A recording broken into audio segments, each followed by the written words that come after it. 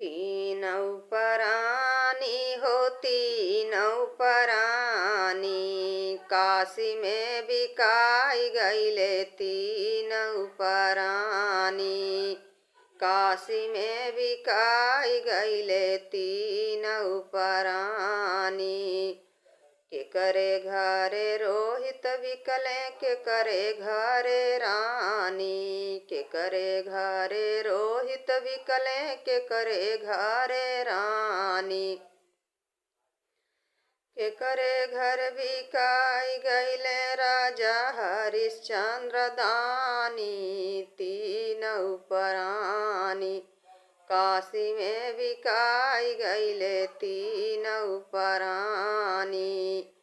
के करे घर बिकले राजा हरिश्चंद्र दानी तीनौ परानी। काशी में बिकाई गईले तीनौ परानी। काशी में बिकाई गईले तीनौ परानी। तीनौ परानी हो तीनौ परानी, काशी में बिकाई गईले तीनौ परानी। काशी में बिकाई गईले तीनौ परानी। माली घर रोहित बिकले पंडित घरे रानी। माली घरे रोहित बिकले पंडित घरे रानी। डोम घर बिक गईले राजा हरिश्चंद्र दानी तीनौ परानी। काशी में बिकाई गईले तीनौ परानी। डोम घर बिक गईले राजा हरिश्चंद्र दानी तीनौ परानी। काशी में बिकाई गईले तीनौ परानी। काशी में बिकाई गईले तीनौ परानी।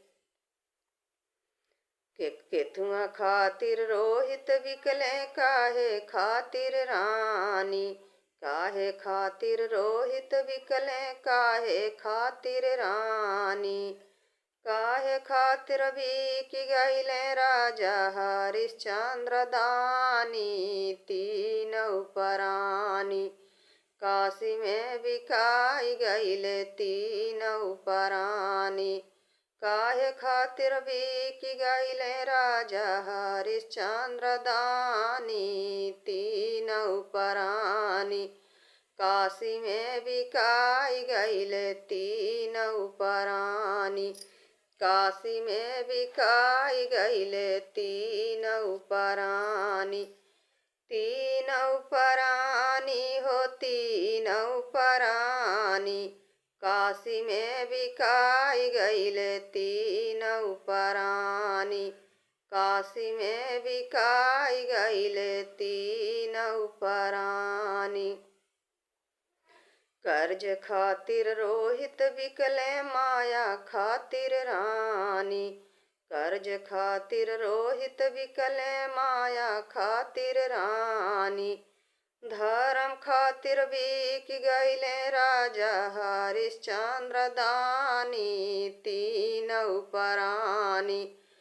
काशी में बिकाई गईले तीनौ परानी। धर्म खातिर बिक गईले राजा हरिश्चंद्र दानी तीनौ परानी। काशी में बिकाई गईले तीनौ परानी। काशी में बिकाई गईले तीनौ परानी। तीनौ परानी हो तीनौ परानी, काशी में बिकाई गईले तीनौ परानी। गावई गीतिया पराना बहुतै पुरानी तीनौ परानी। काशी में बिकाई गईले तीनौ परानी।